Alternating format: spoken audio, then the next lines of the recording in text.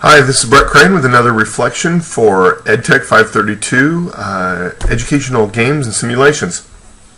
This quest is on action games. Action games, all the classic action games, Asteroids, Frogger, Moon Patrol, Centipede, Q*bert, Joust, Robotron, 2084, Star Castle, Galaga, Defender, too many buttons, Duck Hunt, and all those kind of things.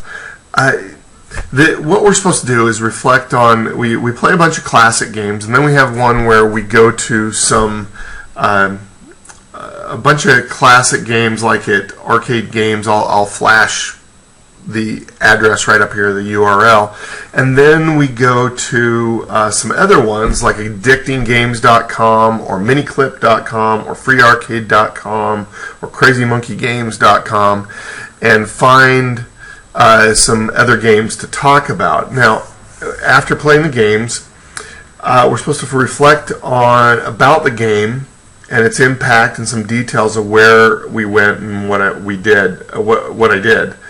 And find an example of a type of game among the many free games to use. Now, finding action games are tough for me in the sense of finding real educational benefit from them, in the sense that I grew up with action games. I mean, just ask my dad. Why do you need more quarters? Where did all your other quarters go? How much time can you spend up there after school? You need more quarters? Get your own quarters. It was so much ingrained as a part of my growing up, as that was the release, that was the escape. I have a hard time pulling my mind out of it being something more than a release and an escape, when so much of action games isn't based as much on strategy as much as it is on quick finger and hand movements. And let me take that back. A lot of the action games that I was never really good at because I wasn't good at memorization, and there was a lot of the action games that had distinct patterns to complete.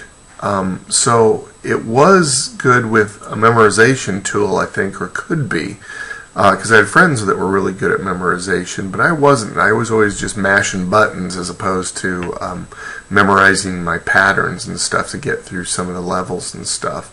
These action games were used very much, I think, were the first games used in education.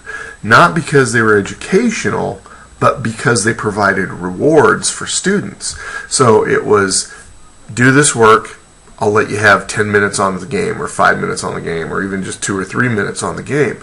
But one that I found real interesting, now I found out it's on the addictinggames.com, and it's called 4-Second Frenzy. And I'll put the URL up here. But 4-Second Frenzy, I didn't stumble across it, but I knew about it from students that I had taught.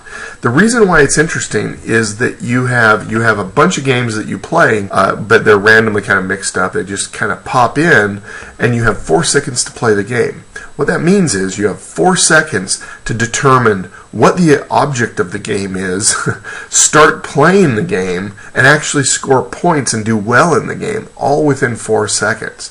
So it's really, educationally speaking, it's a really interesting exercise in being able to evaluate situations quickly and determine what the best course of action is, and how to read a situation and figure out what your objectives and goals are in just a snapshot. So I found that game to be very, very interesting.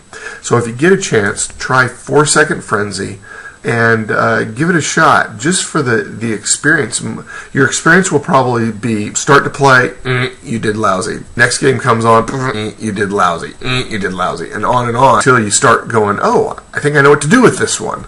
But it's interesting because I've watched students play, just whipping through those games, and a little bit on building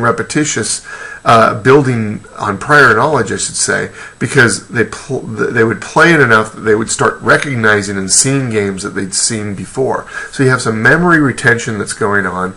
You have building on prior knowledge. You have evaluative issues of looking at a situation and determining best course of action, problem solving. So, very interesting one. So try that one out. And this is my reflection. Thanks very much.